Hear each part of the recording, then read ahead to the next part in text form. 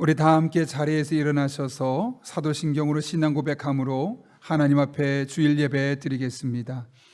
나는 전능하신 아버지 하나님 천지의 창조주를 믿습니다. 나는 그의 유일하신 아들 우리 주 예수 그리스도를 믿습니다.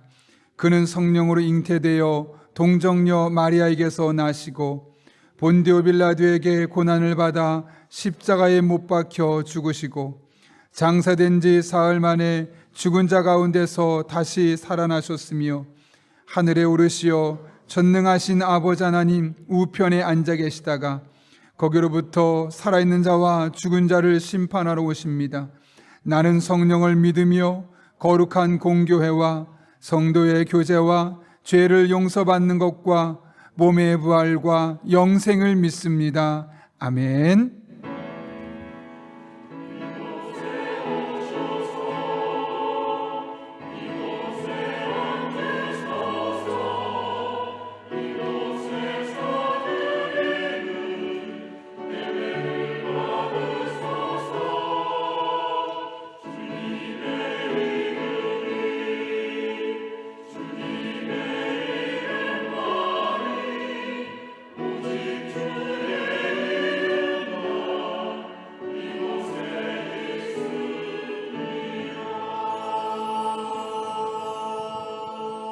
우리 예배를 받기에 합당하신 주님을 경배하며 나아갑시다.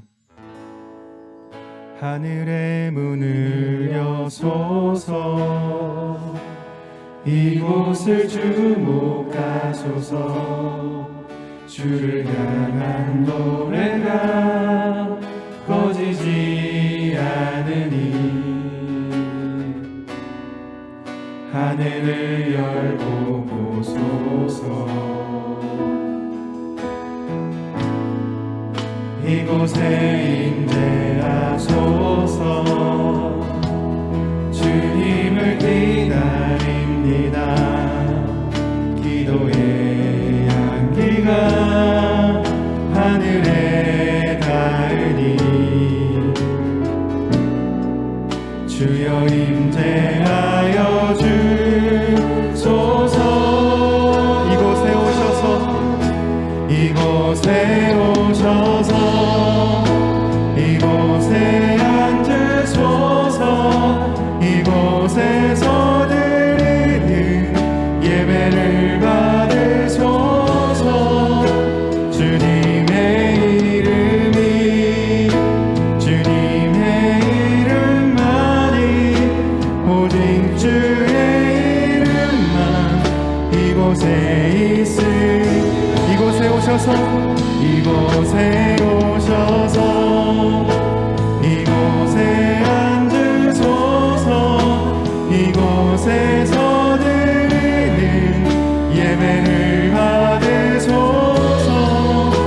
주님의 이름이, 주님의 이름만이, 오직 주의 이름만 이곳에 있으니 오직 주의 이름만, 오직 주의 이름만 이곳에 있음. 오직 주의 이름만, 오직 주의 이름만 이곳에 있습니다. 아멘. 다 함께 자리에 앉으셔서 우리의 예배를 받으시는 그 놀라우신 주님을 바라보며 나아가겠습니다.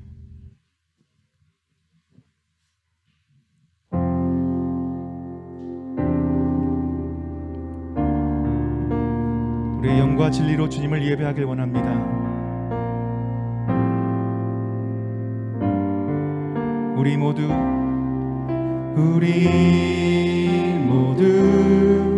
예배하는 자 되어 온전히 영과 진리로 주를 예배하자. 주가 우리와 함께 영원히 함께 하시고 마르지 않는 샘물로 우릴 채우시리라.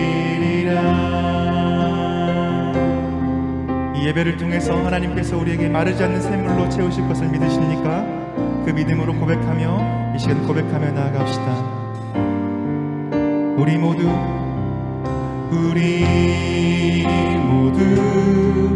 예배하는 자 되어 온전히 영과 진리로 주를 예배하자. 주가 우리와 함께 영원히 함께 하시고 마르지 않는 샘물로 우릴 채우시. 우리 모두 예배하는 자 되어 온전히 영과 진리로 주를 예배하자. 주가 우리와 함께 영원히 함께 하시고 마르지 않는 샘물로 우리 두 손 높이 들고 더 큰 목소리로 찬양하며 나아갑시다. 우리 모두 예배하는 자 되어 하는 자 되어 온전히 영과 진리로 주를 예배하자. 주가 우리와 함께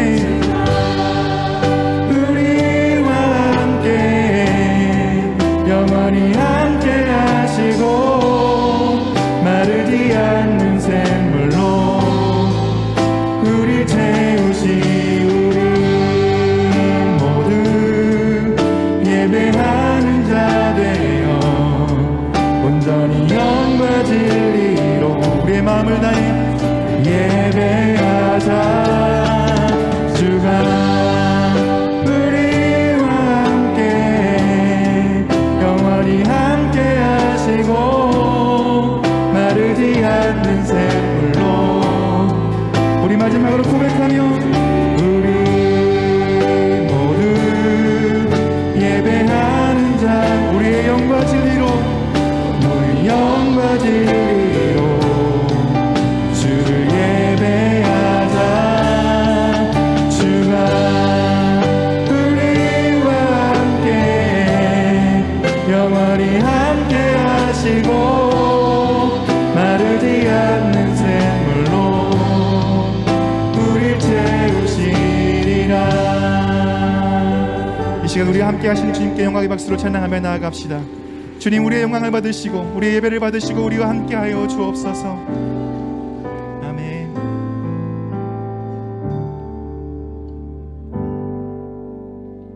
인간의 몸으로 오신 주님의 이름을 찬양합니다.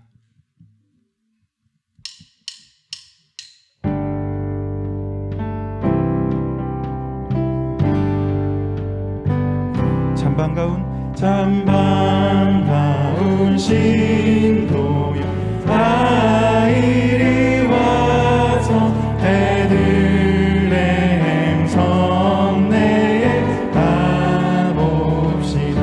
저 구유에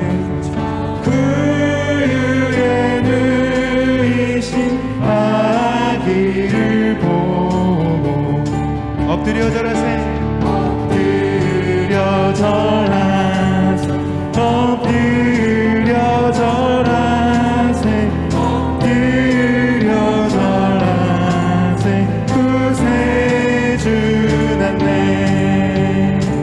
저 천사여 저 천사여 찬송 높이 불러서 온광활한 선지를 울리게 해. 주 하나님에게는 영광 돌리 엎드려 절하세 엎드려 절하세 엎드려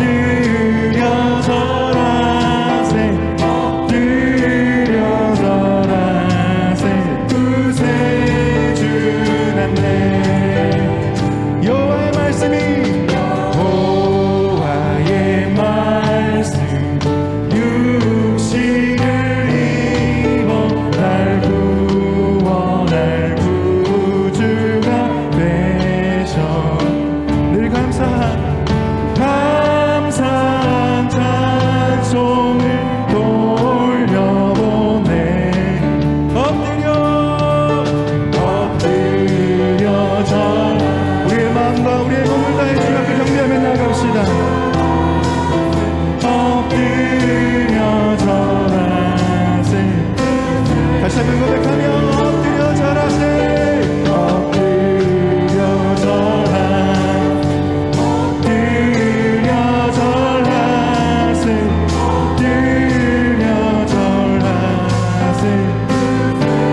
우리 마지막으로 고백하며 엎드려 절하세 엎드려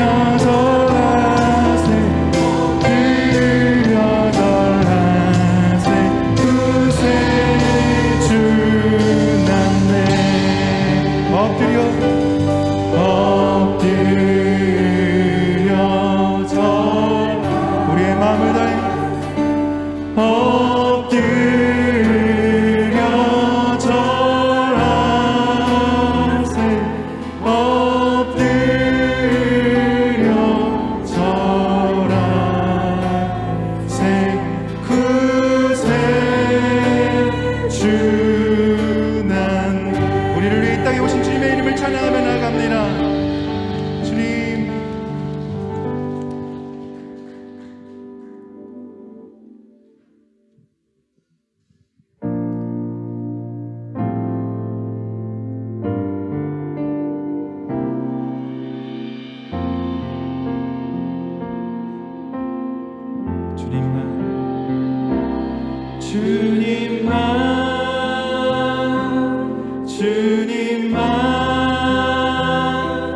주님만 사랑하리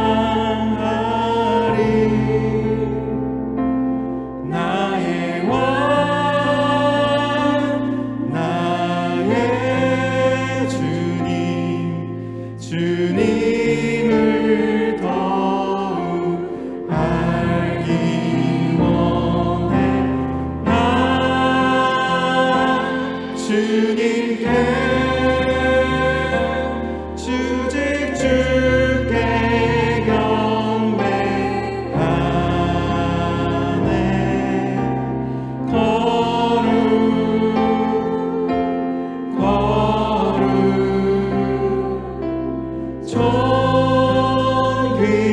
존귀하신 주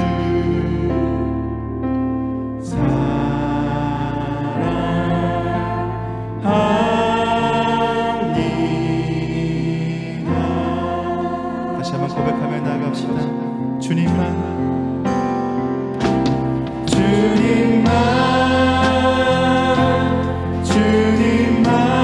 오직 주님만 사랑하리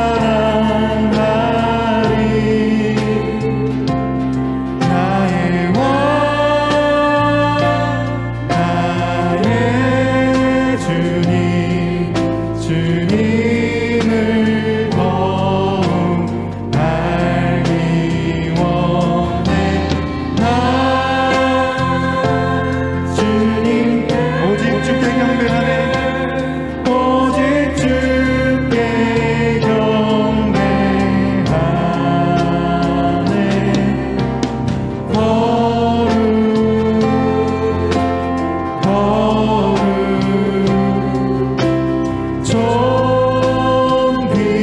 존귀하신 주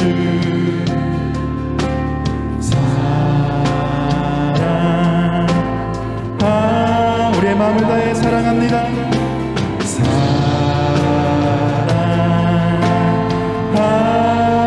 주님을 사랑합니다.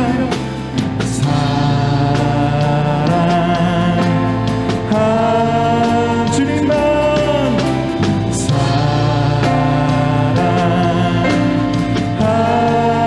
오직 주님만 우리의 마음을 다해 고백하며 나아갑시다. 사랑합니다.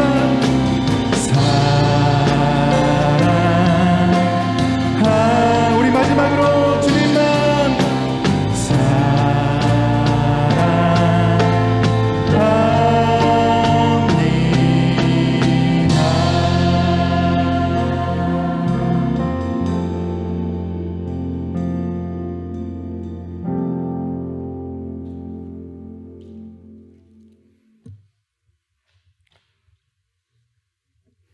하늘에 계신 하나님 아버지, 오늘은 아기 예수의 탄생과 그리스도의 재림을 기다리는 대림절 두 번째 주일로 기쁘고 복된 주님의 날입니다.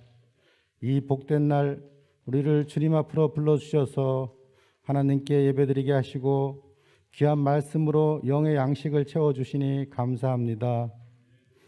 거룩하신 하나님 아버지, 우리의 영원하신 그리고 유일하신 찬양과 경배의 대상이 되심을 고백하며 영광을 돌리옵니다. 저희들이 드리는 이 예배를 참으로 하나님께서 기뻐 받으시도록 신령과 진정으로 예배드려지기를 원합니다. 지나온 시간을 돌아보면 주님 앞에 우리의 부족함을 고백합니다. 코로나 방역을 핑계로, 비대면 예배를 핑계로 우리의 부족함을 합리화하며 편한 것에 길들여지며 경건하게 예배드려야 할 예배마저도 외식하던 바리새인같이 보는 이가 없다고 정성을 다하여 드리지 못한 잘못을 깊이 뉘우치며 회개하고 고백합니다. 돌아보면 21년 한 해도 하나님의 영광을 가린 채 살아왔습니다. 주님의 뜻보다 우리의 욕망과 욕심으로 각자의 삶을 가득 채우며 세상과 버타여 더 많은 것을 얻기 위해 이기적인 삶을 살아왔음을 고백합니다. 이제 며칠밖에 남지 않은 한 해이지만 그간의 삶을 돌아보며 진심 어린 회개하기를 원합니다. 주님의 뜻대로 돌이키게 하여 주시옵소서. 우리의 부끄러운 모습을 숨길 수 없사오니 예수 그리스도의 보혈의 공로로 저희들을 용서하여 주시옵시고 하나님의 긍휼과 자비를 베풀어 주시옵소서. 이 나라 이 민족을 사랑하시는 하나님, 코로나로 인해 지쳐가며 생존을 이어받는 경제적 어려움과 정치적 혼란을 겪고 있는 이 나라를 안정되게 하여 주시옵소서. 주변국에 의지하거나 주변국만 탓하는 연약한 민족이 아니라 우리의 힘으로 국제사회에서 애교적 역량을 나타내게 하시고 사회적 평가를 시기에 보수와 진보의 이념적 진영 논리에서 벗어나 국민을 위한 정치를 하게 도와주시옵소서. 대통령님을 비롯한 대선 후보자들을 포함하여 이 땅의 지도자들은 먼저 하나님을 진정으로 두려워하며 순리에 따른 선한 정치를 펴고 경제 안정과 국방을 튼튼히 하여 다가올 통일에 대비하게 하여 주시옵소서. 사랑과 은혜가 충만하신 하나님, 코로나로 인하여 내일을 예측할 수 없는 이 어려운 이 시기에 복음의 씨앗을 심고 그리스도의 사랑을 전하기 위한 블레싱 데이를 잘 준비하고 마음에 품고 기도하며 열매 맺도록 도와주시옵소서.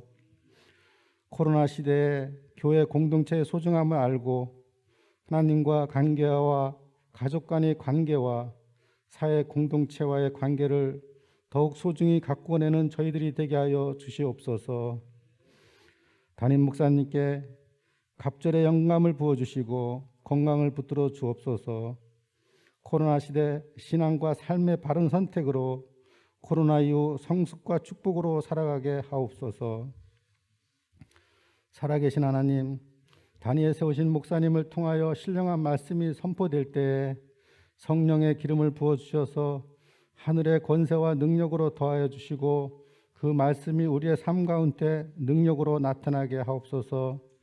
주님 앞에 힘들고 지친 몸 이끌고 온 주님의 자녀들 모두 은혜 받고 용기 얻는 귀한 시간이 될 수 있도록 성령께서 도우시고 함께하여 주시옵소서. 거룩한 날, 주님의 날, 성전 곳곳에서 예배를 위해 섬기고 봉사하는 헌신의 손길들을 기억하시고 저들의 삶을 축복하여 주시옵소서. 정성을 다한 시온 찬양대의 찬양을 기쁘게 받아 주시옵소서. 우리를 구원하여 주신 예수 그리스도의 이름으로 기도합니다. 아멘.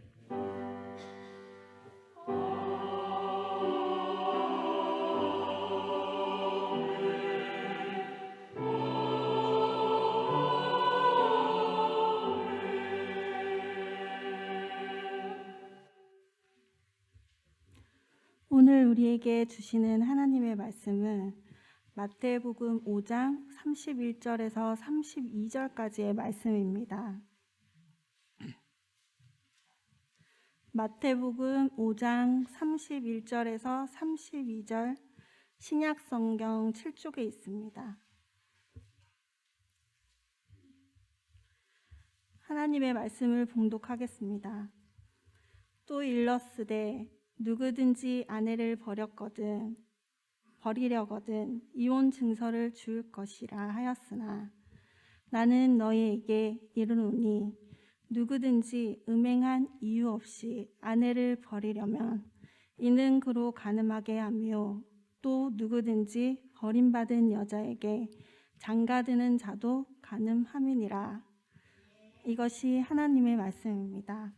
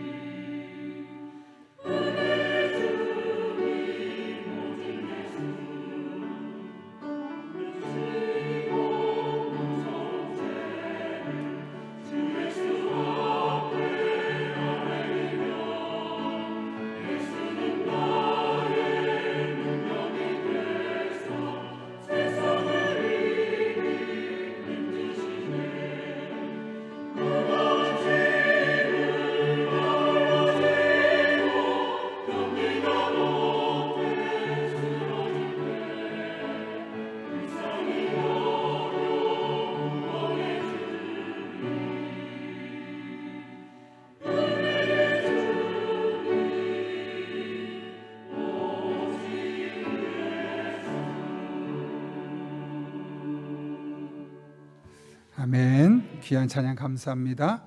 주보를 참고하실 때 여러분 앞에 귀의 소식 전하겠습니다. 우리 교회를 방문하신 모든 분들 주님의 이름으로 환영합니다. 등록 원하시는 분 말씀하시면 제가 친절하게 도와드리겠습니다. 아울러 말씀과 함께 철로 역정 계속해서 11개 하고 있는데요. 적극적으로 따라와 주시기를 부탁드립니다. 코로나19 방역 지침이 내일부터 변화가 됩니다. 아직 교회에 대한 지침은 나오지 않아서 주중에 확인하는 대로 여러분들에게 문자로 안내 드리도록 하겠습니다. 오늘은 대림절 두 번째 주일이고요. 특별히 지난 주간에 이야기했던 것처럼 죽어가는 한 영혼, 예수님을 알지 못한 이들에게 복음을 전하기 위해서 우리가 블레싱 데이로 12월 25일을 작정하고 있습니다. 꼭 썼으면 좋겠고요.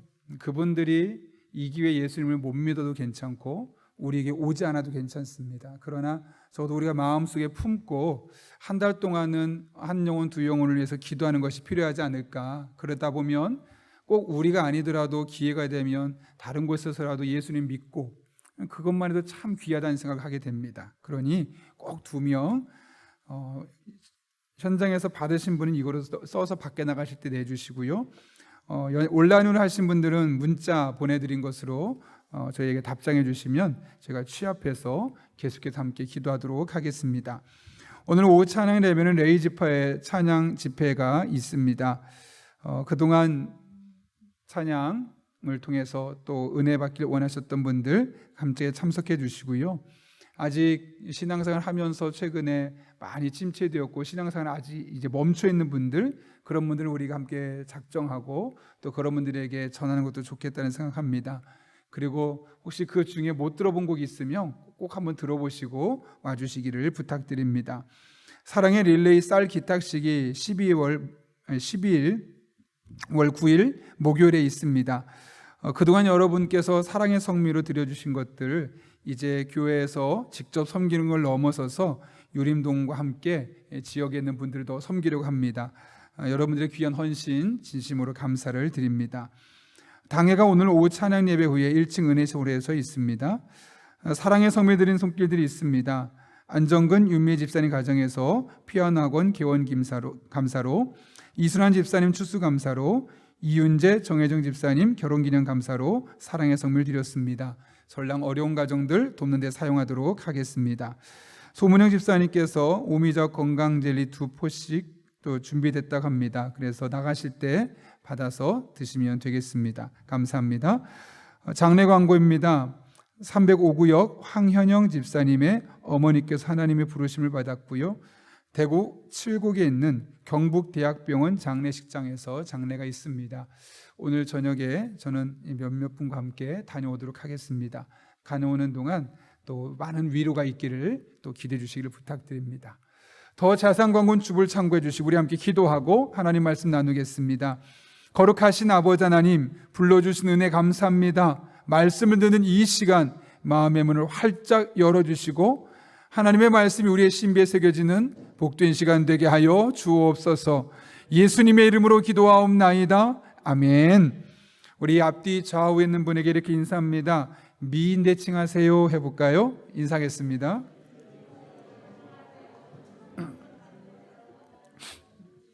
미소 짓기, 인사하기, 대화하기, 칭찬하기. 네.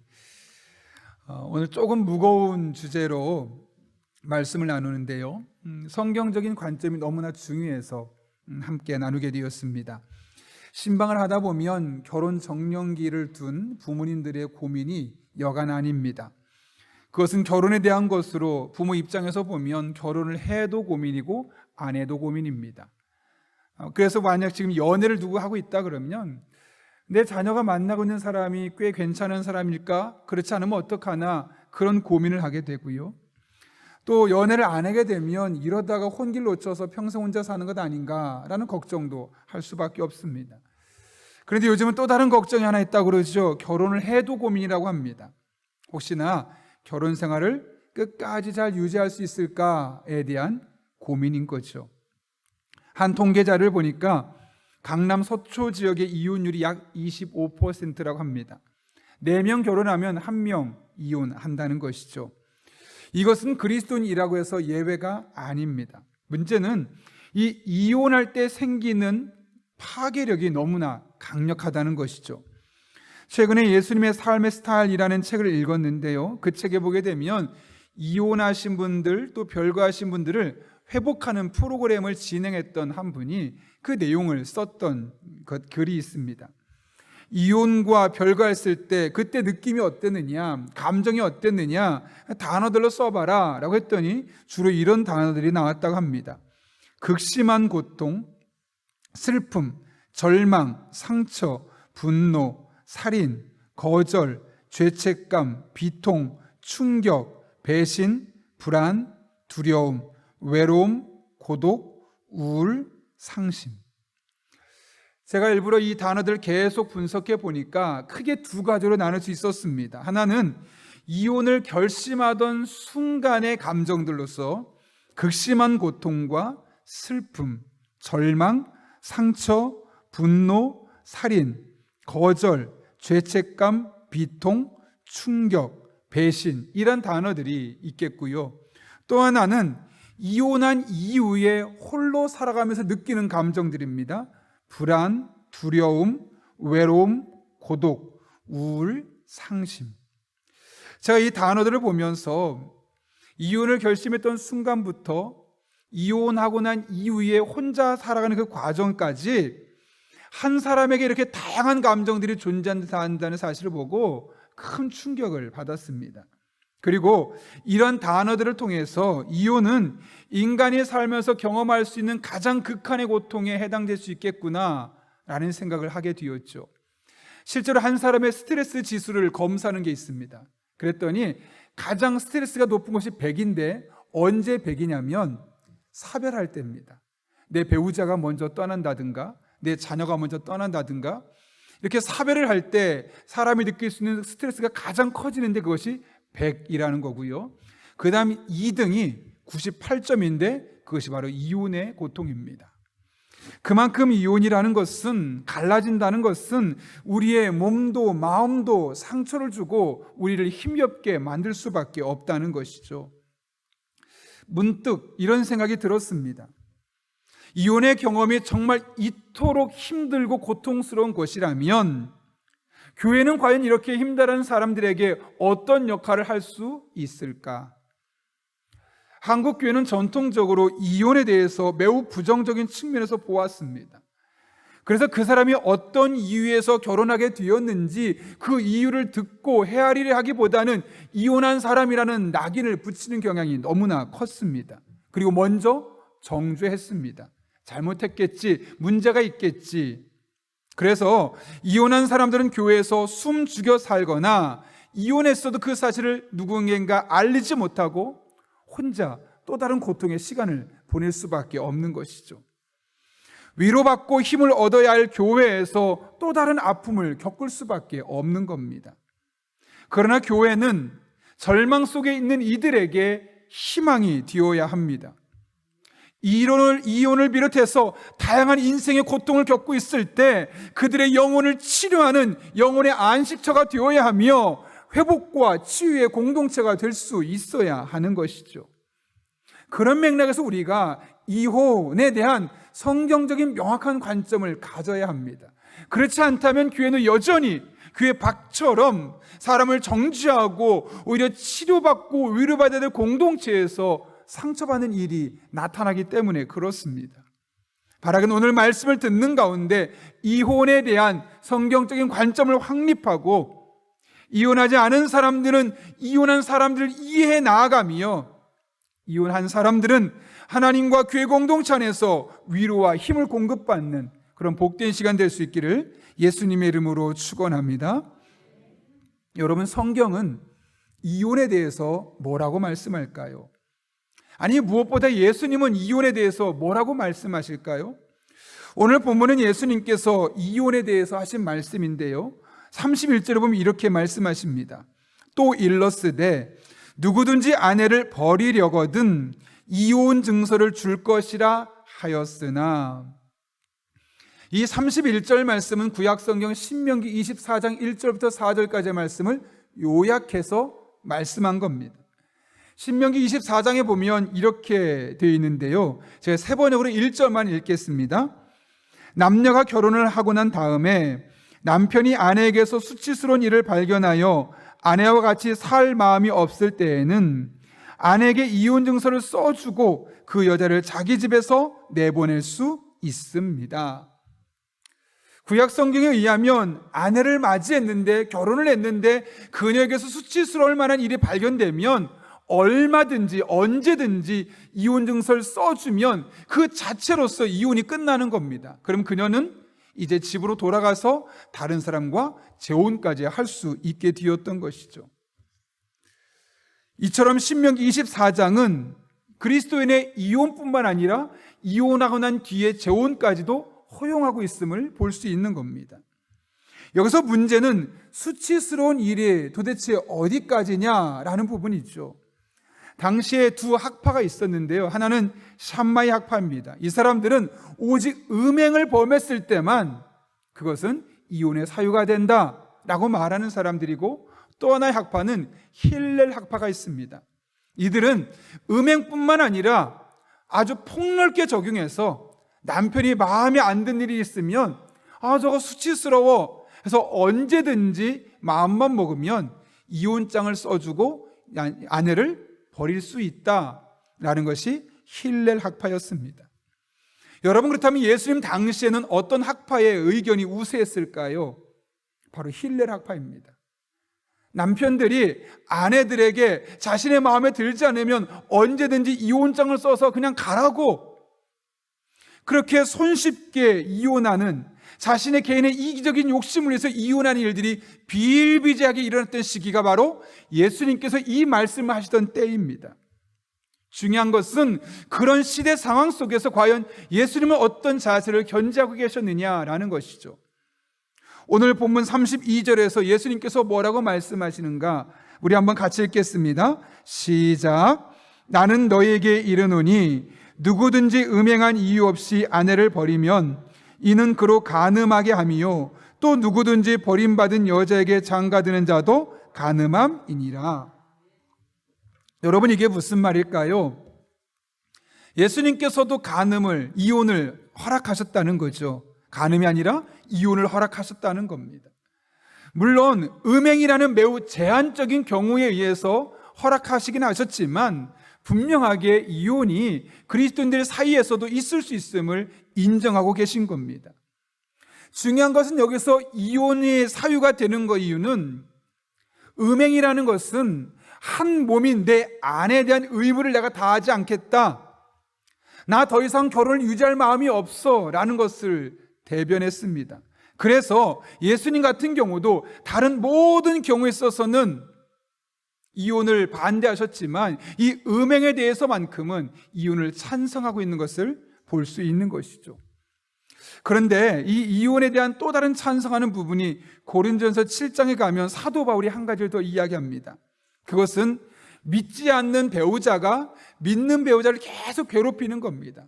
신앙생활 하지 못하도록, 교회 나가지 못하도록 핍박하고 괴롭게 해서 더 이상 결혼생활하기 힘들고 신앙생활하기 힘들 정도로 박해할 경우는 그에 한해서 이혼이 허락됐었죠. 고린도전서 7장 15절 말씀입니다. 그러나 믿지 않는 사람 쪽에서 헤어지자고 하면 헤어져도 됩니다. 믿는 형제나 자매가 이런 일에 얽매일 것이 없습니다. 하나님께서는 여러분을 부르셔서 평화롭게 살게 하셨습니다. 이 외에도 김남준 목사님의 책, 가족이라는 책을 보게 되면 청교에 대해서 많은 연구를 하신 이 목사님이 청교도들이 갖고 있었던 또 하나의 이혼의 요소에 대해서 이야기를 합니다. 그 중에 하나는 뭐냐면, 배우자 중에 한 편이 정신 이상자가 되거나 불치의 병을 숨기고 결혼을 했던 경우, 또는 어느 한 편이 성적으로 불구자가 된 경우에도 이혼할 수 있도록 했습니다. 왜냐하면 이런 경우에는 성경이 의도했던 결혼 생활을 유지하기가 어렵다고 판단되었기 때문에 그런 것이죠. 이처럼 이혼은 우리가 이 세상을 살아가면서 하나님께서 맺어주신 결혼 관계를 유지하기 힘들 경우에 한해서 하나님께서 특별히 허락하신 것을 보게 되는 겁니다. 그런데 많은 경우 이혼은 인간의 이기심으로부터 시작되는 것을 우리는 볼 수 있습니다. 그래서 예수님도 어쩔 수 없이 허용하셨지만 사실 성경의 궁극적인 관심은 가정을 지키는 겁니다. 그래서 이런 말이 있습니다. 그리스도인들이라고 해도 남편이 바람을 피우거나 아내가 부정행위를 저지르면 이혼할 수 있습니다. 그러나 더 좋은 것은 그리스도의 사랑으로 용서하고 온전한 신자가 되도록 함께 사랑하며 사는 것입니다. 배우자 중 한쪽이 성불능자가 되어서 성적 생활이 불가능하면 이혼할 수 있습니다. 하지만 더 좋은 것은 또 다른 측면에서의 관계의 기쁨을 누리며 사는 것입니다. 이것이 바로 복음의 정신입니다. 얼마든지 다양한 상황에서 이혼이 가능할 수 있지만 더 좋은 것을 선택하는 것, 이것이 바로 복음이 우리에게 지향하고 있는 삶이라는 거죠. 호세아서를 통해서도 이 같은 사실 우리가 알 수 있지 않습니까? 호세아는 선지자입니다. 하나님께서 어느 날 결혼해라 하고 한 여인을 소개시켜 주셨는데 그녀 이름은 고멜입니다. 얼마나 음탕한지 늘 남성들과 어울리는 것이 그녀의 일상입니다. 그렇게 만나서 결혼하게 되었으면 서로 두 사람에게만 충실하면 되는데 이 여인은 여전히 남편에게 관심이 없고 밖에 다니면서 여러 남자를 만나며 다닙니다.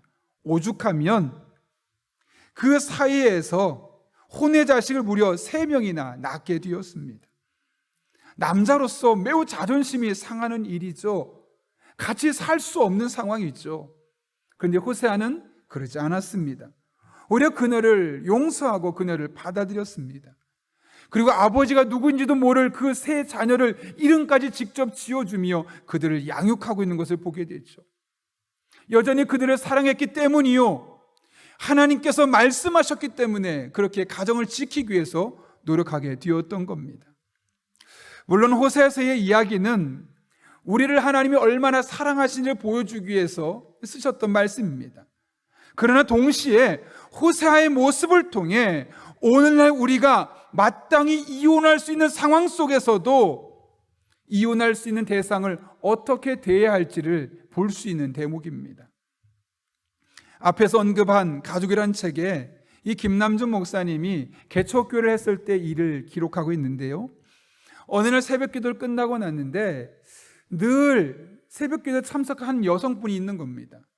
그 교회에 등록한 교인도 아닌데 너무나 하루도 빠지지 않고 나와 있습니다. 유난히 눈에 띄어서 도대체 무슨 일일까 관심을 갖고 있는데, 어느 날 새벽에 말씀을 전하고 앉아서 기도하고 있는데 인기척이 느껴져서 쳐다보았더니 그녀가 우물쭈물하다 마침내 이야기를 합니다. 목사님, 저에게 안수기도 좀 해주세요. 도대체 무슨 일이 있을까 궁금해서 도대체 무슨 일입니까? 라고 물었더니 그녀가 말합니다. 목사님, 제가 이혼할 수 있게 기도해 주세요. 목사로서 그렇게는 할 수는 없어서 오히려 그녀를 위해서 계속해서 오랜 시간 기도해 주었다고 합니다. 그리고 나서 이제 밖으로 나가서 함께 마주 앉아서 그동안 그녀의 이야기를 듣는데, 그녀의 얘기를 다 들으면서 나 같아도 이혼할 수 있게 해달라고 기도할 수 있을 만큼 정말 그 남편이 너무나 못된 사람이었습니다. 매일 술 먹고 들어와서 집안의 살림을 다 집어던집니다. 아내 인격을 전혀 고려하지 않습니다. 폭력과 폭언을 통해서 마음과 몸에 상처를 입힙니다. 이것이 잠깐이면 상관없지만 결혼하고 수십 년을 그런 시간을 보내온 겁니다. 도무지 견딜 수 없었던 그녀는 이제 이혼할 수 있었으면 좋겠다, 쉽게 이혼할 수 없으니 또 두려우니 기도해서 하나님께서 이혼할 수 있게 만들었으면 좋겠다. 그래서 평상시에 교회도 안 다니던 그녀가 이혼하고 싶어서 교회를 나와서 새벽마다 기도했다는 겁니다. 놀라운 것은 그날 목사님을 만나고 나서 예수님을 영접하고 나서 다음 주에 교회를 등록하고 이제 목회적인 지도를 받으면서 은혜라는 것을 알게 되는 겁니다. 그때부터 공교롭게도 이 여성분의 남편이 뇌졸중으로 인해서 갑작스럽게 반신불수가 되었습니다. 어떻게 보면 그녀에게는 남편에게 복수할 수 있는 절호의 찬스, 하늘이 내려진 기회였습니다. 왜냐하면 그냥 도망가 버리면 되는 겁니다. 그럼 이 남편은 홀로 살다 결국 세상을 떠날 수밖에 없겠죠. 오랫동안 받았던 모욕과 멸시, 고통을 어떤 형태로든 되돌려줄 수 있는 좋은 기회였습니다. 그러나 하나님께서 그녀에게 은혜를 주시기 시작하니 복수의 기회가 오히려 사랑의 기회로 바뀌어버린 겁니다. 돌아보니 자신이 그동안 영적인 반신불수로 살아왔는데 하나님의 자신을 포기하지 않고 버리지 않고 지금까지 지켜주셨다, 이렇게 하나님의 딸을 삼아주신 것이 너무나 고맙다는 거죠. 남편을 보니 영적인 반신불수에다가 또 몸까지 반신불수인 걸 보면서 너무너무 가엾더라는 겁니다. 그래서 그 뒤부터 그 남편을 복수하는 것이 아니라 우리가 더욱더 적극적으로 사랑으로 섬기게 되었다는 거죠. 얼굴이 마비가 되어서 침이 줄줄 흐릅니다. 그런데 그런 볼을 손으로 닦고 얼굴을 문대면서 목사님, 저희 남편이 왜 이렇게 사랑스러운지 모르겠어요 라고 말했다는 거죠. 여러분, 이게 이해가 되십니까? 좀 전까지만 해도 이혼하고 싶었던 사람인데, 이 사람하고 헤어지고 싶었던 사람인데, 어떻게 그 머지않은 시간에 이 남편이 안쓰러워 보이고 남편이 사랑스러워 보이고 가여워 보이는 것으로 태세가 180도 달라질 수 있었을까요? 마음 먹는다고 될 수 있었을까요? 노력한다고 될 수 있었을까요? 그동안 적지 않은 시간 노력하지 않았겠습니까? 하나님의 은혜지요. 하나님의 눈으로 그를 바라보면서 그전에는 원망스럽고 나쁜 남자였는데 이제는 가엾고 사랑이 필요한 존재, 돌봄이 필요한 존재로 똑같은 사람을 똑같은 상황에서 보는데 보는 시각이 달라지게 된 겁니다.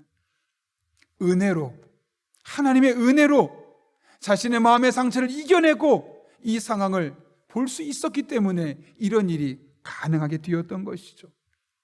물론 이런 극적인 일들이 항상 일어나지는 않습니다. 그런데 여러분, 이런 극적인 일을 바라보면, 이런 극적인 일을 만나면 흥분됩니다. 기대가 됩니다. 여러분, 그렇지 않습니까? 왜냐하면 하나님 안에서 얼마든지 이런 일이 가능하다는 거니까요. 그래서 여러분, 성경 속에서 혹은 주변에서 말도 안 되는 일이 일어났을 때 말도 안 돼, 됐어 라고 말하지 마십시오. 말도 안 되는 일이 얼마든지 여러분의 삶 가운데 나타날 수 있기 때문에 그렇습니다. 여러분, 그리스도인도 이혼할 수 있습니다.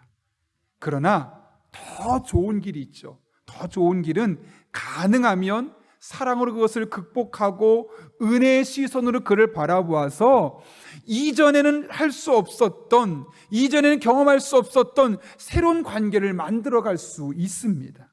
바라기는 하나님 안에서 우리 부부들 사이의 모든 어그러진 것들이 펴지고 회복되는 그런 복된 한 주간 될 수 있기를 예수님의 이름으로 축원합니다.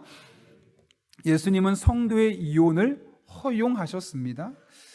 그런데 이것은 인간의 죄악됨과 연약함 때문에 어쩔 수 없이 허용하신 겁니다. 오히려 예수님께서 궁극적으로 갖고 계셨던 생각은 결혼 자체를 소중하게 생각하고 부부가 하나가 되어서 행복한 관계를 만들어가는 것입니다. 여러분, 그런데 왜 가정이 깨어지는 것일까요? 결혼할 때 나 몇 년 뒤에 헤어져야지라고 마음 먹고 결혼한 사람은 아무도 없을 겁니다. 오랫동안 잘 살아야지, 행복해야지, 이런 마음으로 누구나 결혼하는데 왜 갈라지고 헤어지는 가정이 생기는 걸까요? 오늘 우리는 본문에서 그 이유를 찾을 수 있는데요, 31절과 32절 말씀 이렇게 기록되어 있죠. 밑줄 친 부분을 한번 신경 써서 보시면 좋겠는데요, 또 일러스되 누구든지 아내를 버리려거든 이혼 증서를 줄 것이라 하였으나 나는 너에게 이르노니 누구든지 음행한 이유 없이 아내를 버리면 이는 그로 간음하게 함이요 또 누구든지 버림받은 여자에게 장가드는 자도 간음함이니라. 여기 31절과 32절에 보면 반복해서 사용되는 표현이 있죠. 뭡니까? 아내를 버린다는 표현입니다. 31절에 보면 누구든지 아내를 버리려거든, 32절 아내를 버리면 이라고 되어 있습니다. 이를 통해 우리는 그 당시에 갖고 있었던 배우자에 대한 인식을 우리가 엿볼 수 있습니다. 그들은 내가 마음 먹으면, 내가 원하면, 내가 수가 틀리면 언제든지 내 배우자를 버릴 수 있어 라는 생각을 갖고 있었다는 겁니다. 배우자가 서로 마음을 나누는 인격적인 존재라기보다는 나를 위해 필요한 사람, 내 경제적인 필요를 위해서, 내 신체적인 필요를 위해서, 내 마음의 위로를 위해서 나를 위해 필요한 사람으로 인식하고 있었다는 것이죠. 물건처럼 소유할 수도 있고, 그래서 물건처럼 버릴 수도 있었던 존재가 바로 그들이 갖고 있었던 배우자에 대한 생각이었다는 겁니다. 결국 가정이 깨어지는 원인이 바로 여기 있습니다. 사람이 인격적인 존재, 마음과 마음을 나누고 소통하는 존재가 아니라 물건처럼 나의 필요를 위해서 존재하는 그런 물건 같은 존재로 상대방이 느껴지게 될 때, 그때 사이는 점점 멀어지게 되어 있고 나와 너 사이가 나와 그것 사이로 변질될 수밖에 없는 겁니다. 여러분, 그렇다면 성경에서는 배우자를 어떤 관점에서 보라고 말씀합니까? 창세기 2장에 하나님께서 아담을 깊이 잠들게 한 다음 그의 갈빗대를 빼어서 하와를 만드셨죠. 그리고 이렇게 말씀하십니다.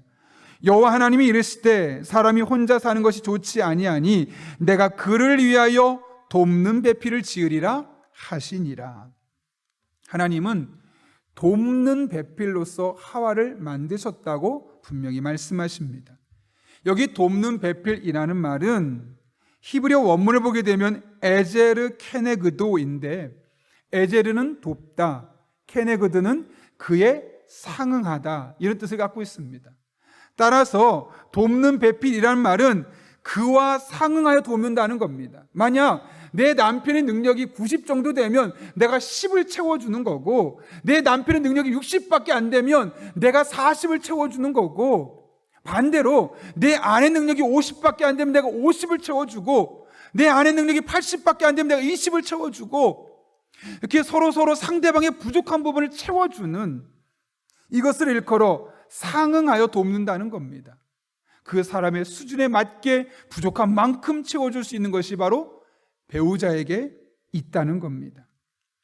그래서 여기서 남자가 여자를 일방적으로 돕는 것을 돕는 배필이라고 말한 것이 아니라 남자와 여자가 서로 같이 돕는 것을 일컬어 에제르 케네그도라고 원문은 번역하고 있는 것이죠. 남편은 내 아내에게 지금 부족한 점이 무엇인가 책 잡는 것이 아니라 그 약점을 담당하고 그 부족한 점을 내가 보충해 주고요. 아내는 남편을 돌아보며 그 남편의 모자란 점이 무엇인가를 고민하며 그 부분을 내가 어떻게 채워줄 수 있을까 고민하는 것, 상대방의 잘못된 것을 뜯어 고치는 것이 아니라 상대방이 연약한 부분, 부족한 부분을 내가 채워주어서 100이라는 숫자를 만들어갈 수 있게 하는 것, 이것이 바로 부부를 하나님께서 맺어주신 원인이라는 겁니다. 그럴 때 우리의 가정이 성경적인 가정이 될 수 있고, 그럴 때 우리 가정이 시간이 지날수록 더욱더 깊은 부부관계를 맺어갈 수 있는 겁니다. 여러분 혹시 탤런트 명세빈 씨 아시죠? 올해 47살인데요. 그녀가 2007년에 결혼했는데 5개월 만에 이혼을 했습니다. 제가 이때를 너무나 잘 아는데, 왜냐하면 이 당시에 제가 명세빈 씨를 교회에서 초청을 하려고 했었거든요. 그녀가 다니는 교회 부목사님이 저희 아는 형님이라서. 그런데 마침 그때 갑작스럽게 이혼 발표가 나면서 초청이 무산되어서 제가 그때 이야기를 잘 기억하고 있는데요. 그녀가 2007년 결혼하고 5개월 만에 이혼한 뒤에 정말 많은 시간을 보내면서 하나님의 은혜를 보게 되고, 이 결혼이 도대체 무엇이고 내가 왜 이혼하게 되었을까를 이제 깨닫게 되었던 겁니다. 그러면서 했던 간증이 있는데 제가 5분짜리로 짧은 거를 가져왔습니다. 우리 잠깐만 영상을 보고 나서 계속해서 말씀 나누도록 하겠습니다. 저를 돌아보니까 제가 인생의 가장 두 기둥을 중요한 틀로 생각했더라고요. 하나는 일이고 하나는 결혼. 일이라 함은 돈이었던 것 같아요. 그리고 결혼에 대한 어떤 우상? 저의 큰 기둥이 기대 뭐 약간 그런. 예, 저의 힘의 어떤 중심, 네. 기둥이라고 제가 표현을 하는데 그게 있었구나를 깨닫게 하시더라고요. 네. 그중 이제 하나가 결혼이라는 건데 네. 뭐 다 아실 테니까 제가 말씀드리는데 30 중반? 그 30 중반? 이제 33, 4 이때였던 것 같아요. 저는 기억나요. 그때 이제 한 분을 믿음이 있으신 분이라고 한 분을 만났는데 그때 이제 항상 배우자 기도 많이 하고 있을 때잖아요. 배우자 기도하면서 만났으니까 또 연애 기사가 났어요. 아, 네. 그래서 막 이렇게 밀려 이걸 그렇죠, 어떻게 또. 기도를 어떻게 이렇게 결혼을 해야 되나 말아야 되나 하는 상황이었는데 좋으니까 그러니까 저도 좋아서 이렇게 결혼을 하게 됐어요. 네. 근데 결혼하고 나서 좀 많이 부딪히더라고요. 네. 생각도 다르고 또 결혼 전과 후가 좀 많이 다르고 이걸 내가 어떻게 헤쳐나갈까 굉장히 외롭더라고요. 네. 그래서 이거를 그때는 좀 많이 몰랐던 것 같아요. 그래서 제가 도저히 혼자서 외로운 게 낫지 둘이 있을 때 외로운 것보다는 이게 낫다 싶어서 조금 그런 결단을 네. 했던 것 같아요. 저는 너무 죄송했어요. 제가 인터뷰에서 제 모태신앙이라고 항상 얘기하고 또 배우자를 위한 기도를 한다라고 얘기를 하는데 네. 이렇게 이혼한다는 게 너무 하나님한테 죄송스러웠던 거예요. 근데 감사하게도 하나님은 그런 저를 이렇게 뭐 내치신다거나 힘들게 한다거나 그러시지 않으셨어요. 오히려 그 과정에서 굉장히 저를 붙들어 주셨던 것 같아요.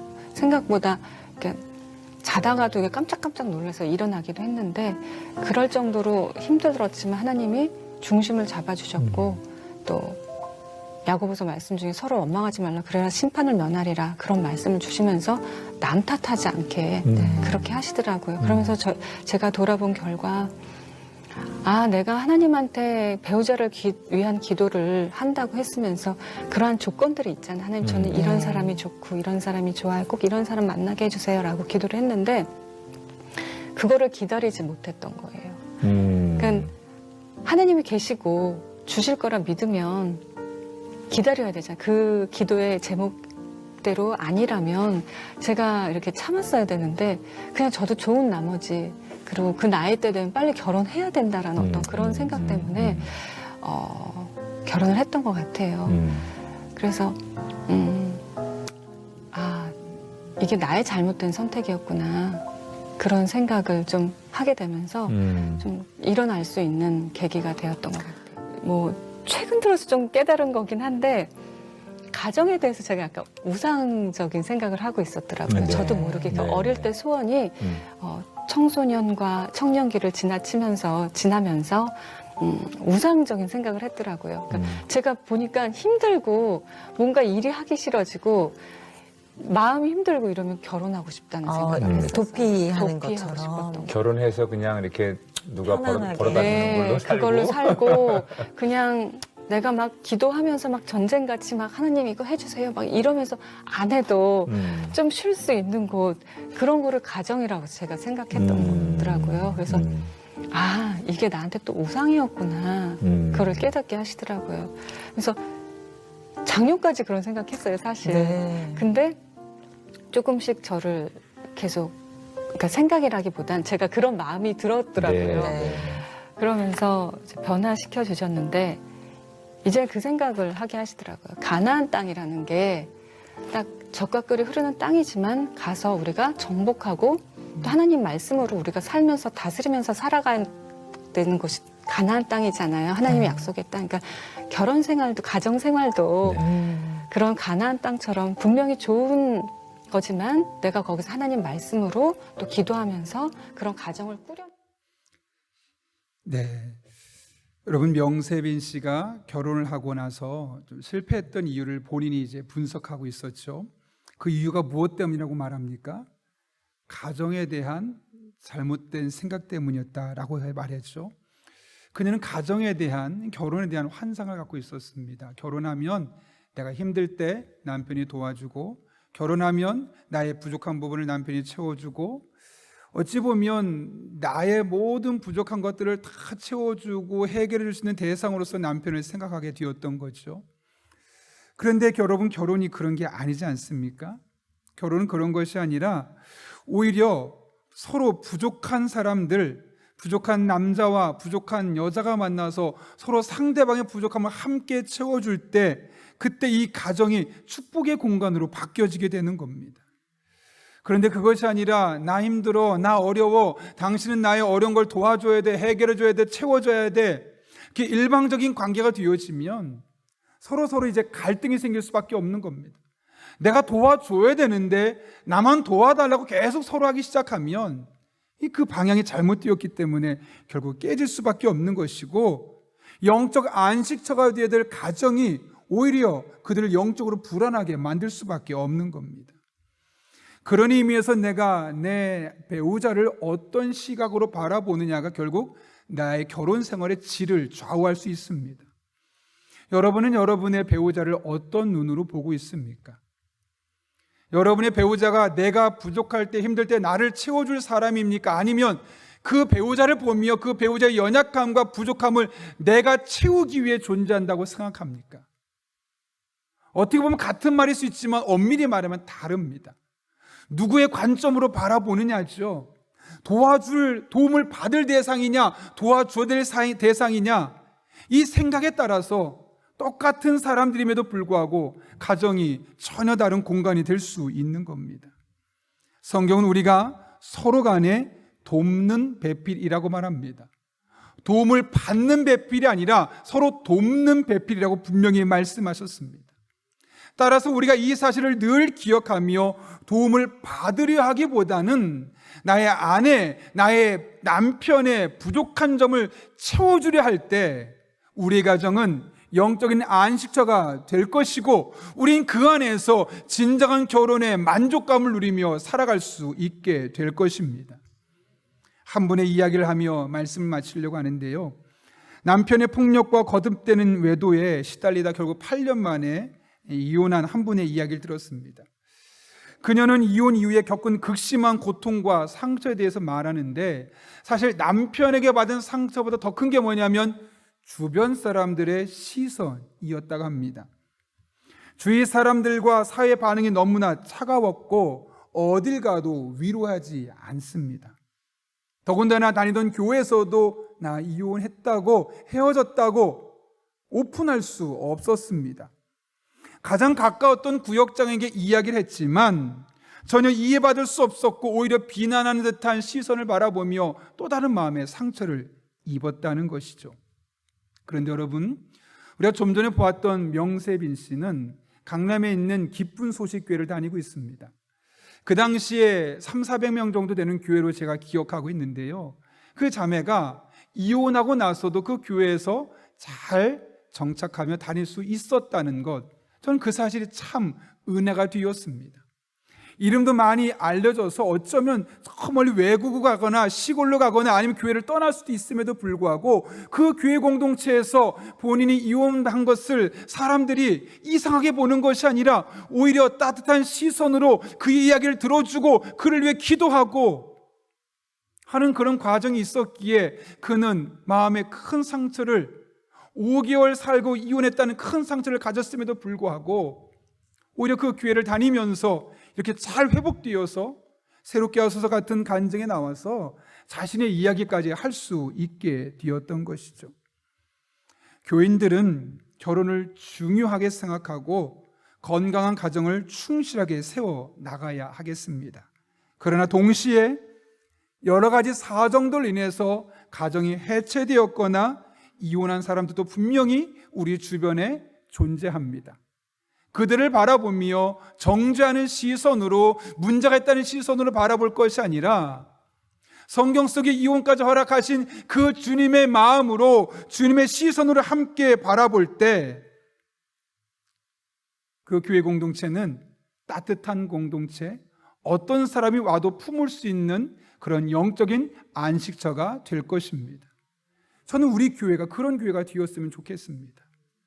어떤 사람이 왔든, 어떤 아픔, 어떤 슬픔, 아니 어떤 큰 문제가 있는 사람이 와도 정죄거리가 아니고 손가락질거리가 아니고 눈에서 레이저를 쏘는 것이 아니라 오히려 품고 사랑으로 안아주어서 우리 교회에서 치료받고 회복되고 다시 믿음으로 일어서는 은혜, 이런 은혜가 저와 여러분을 통해 우리 교회에서 시작될 수 있기를 예수님의 이름으로 축원합니다.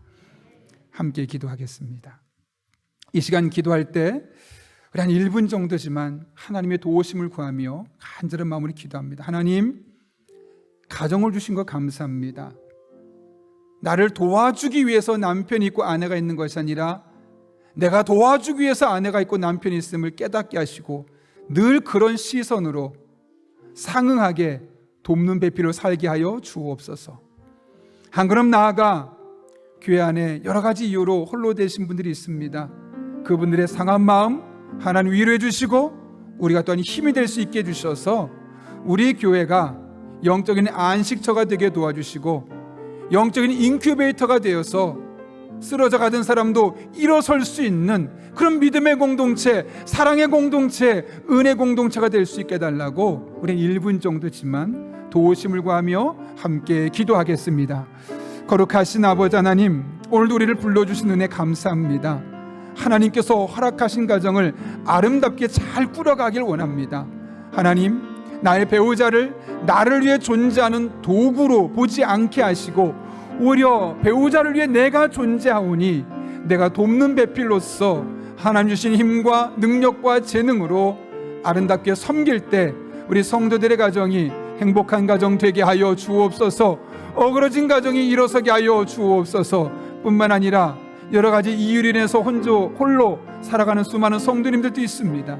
하나님, 그것을 말하는 것이 아무렇지 않은 공동체 되게 도와주시고, 그래서 우리 교회에서는 어떤 사람이 와도 힘을 얻고 은혜를 공급받고 새롭게 일어설 수 있는 그런 영적인 안식처, 영적인 인큐베이터가 될 수 있도록 하나님 아버지 은혜를 더하여 주옵소서. 그렇게 우리 교회가 우리 교인들 뿐만 아니라 지역에 있는 수많은 아픔이 있는 사람들까지도 품고 함께 하나님의 나라를 이뤄갈 수 있는 믿음의 공동체가 될 수 있도록 하나님 아버지 은총 더하여 주옵소서. 우리가 그런 일에 하나님의 미랄이 되기를 원합니다. 하나님의 눈으로 바라볼 수 있는 주의 종들 되게 하여 주옵소서.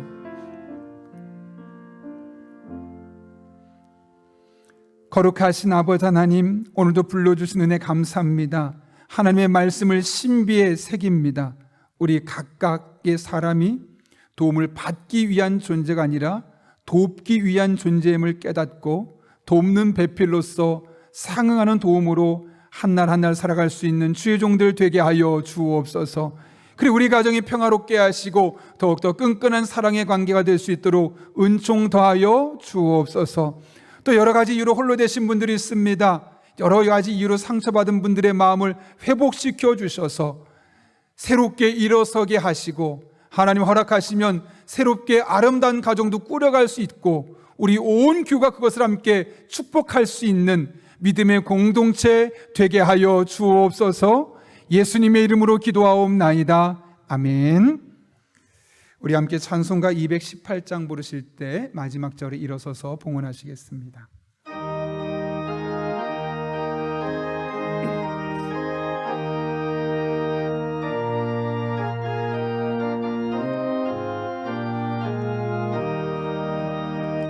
내 마음과 정성을 다하여서 주 너의 하나님을 사랑하라.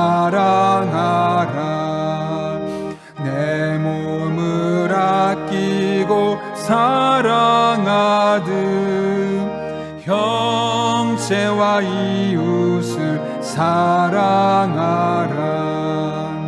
주께서 우리에게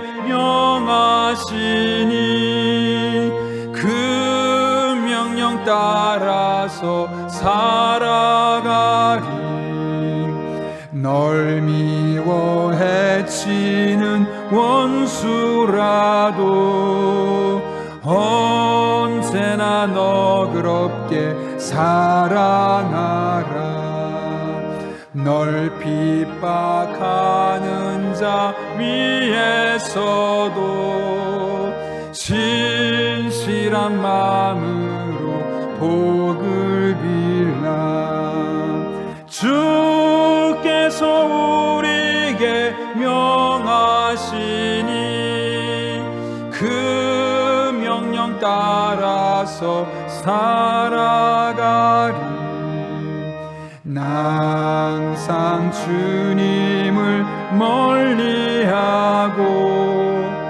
이 시간 가정에서 예배 드리신 분들은 정성껏 준비한 예물을 드리도록 하겠습니다.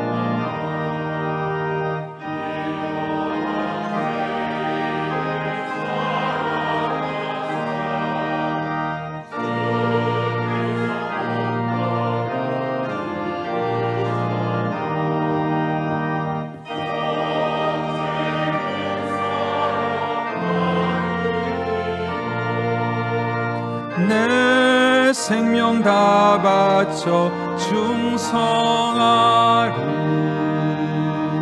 아멘. 살아계신 아버지 하나님, 마음과 정성을 다하여 하나님을 사랑하고 형제와 이웃을 내 몸을 아끼듯 사랑하라 말씀하셨지만, 그와 같은 말씀에 온전히 순종하지 못했던 우리를 포기하거나 버려두지 아니하시고 여전히 우리에게 찾아와 주셔서 이 한 주를 하나님과 함께 이겨낼 수 있도록 인도하시는 애 진심으로 감사를 드립니다. 돌아보면 이 모든 것이 하나님의 은혜의 손길 안에 뒤어진 것임을 깨닫기에 오늘 우리가 빈손으로 나오지 아니하고 우리의 마음을 담아 하나님 앞에 다양한 제목으로 예물을 드립니다. 이 모든 예물들 기쁘게 받아주시옵고 우리 성도들의 삶 가운데 더욱더 귀한 것으로 갚아주시는 복된 한 주간 되게 하여 주옵소서. 성도들의 피와 땀이 담겨있는 예물들입니다. 하나님, 단 한 푼도 허투루 쓰여지지 아니하도록 우리에게 영적인 지혜와 분별력을 더해 주시고 그렇게 하나님 아버지의 마음을 시원케 하는 일에만 사용할 수 있도록 주님, 우리를 강권적으로 붙들어 주옵소서. 우리 성도님들을 위해 기도합니다. 삶의 자리로 나아가는 우리 성도 한 분 한 분에게 때를 따라 돕는 은혜를 주셔서 힘도 주시고 능력도 주시고 지혜도 주시고 만남의 복을 주시되 특별히 성령으로 충만하게 인도하여 주셔서 마땅히 기도할 바를 알게 하신 하나님을 통해 합력해 선을 이루신 하나님의 능력을 경험할 수 있도록 주님, 우리 성도님들의 매일매일의 순간순간마다 동행하시고 하나님의 풍성한 은혜로 덮어 주옵소서. 함께 하실 줄로 믿사오며 예수님의 이름으로 기도하옵나이다. 아멘. 우리 함께 파송의 찬양 부르고 축도하고 예배 마치도록 하겠습니다.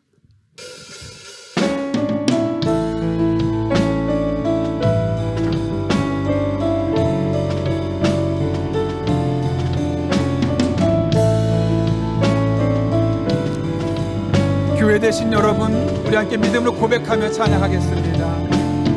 교회여 일어나라, 주께서 부르시니 두려움과 실패를 내려놓고 일어서십시오.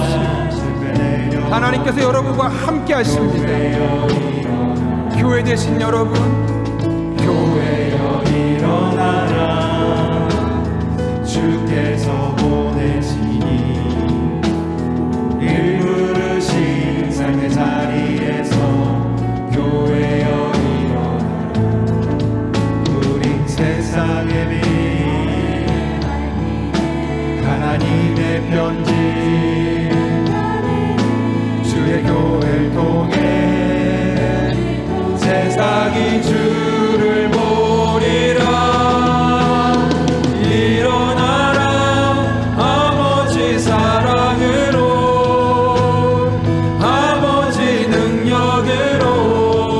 서로 하나 되어 그 빛을 비추라.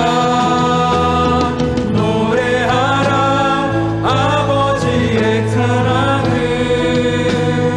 아버지의 크심을 이 삶의 노래로 주님을 나타내. 일어나라, 일어나라 아버지 사랑으로,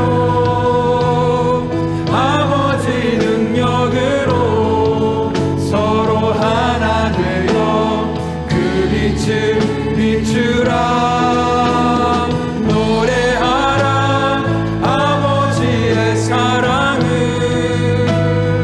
아버지의 크심을 이 삶의 노래로 주님을 나타내라.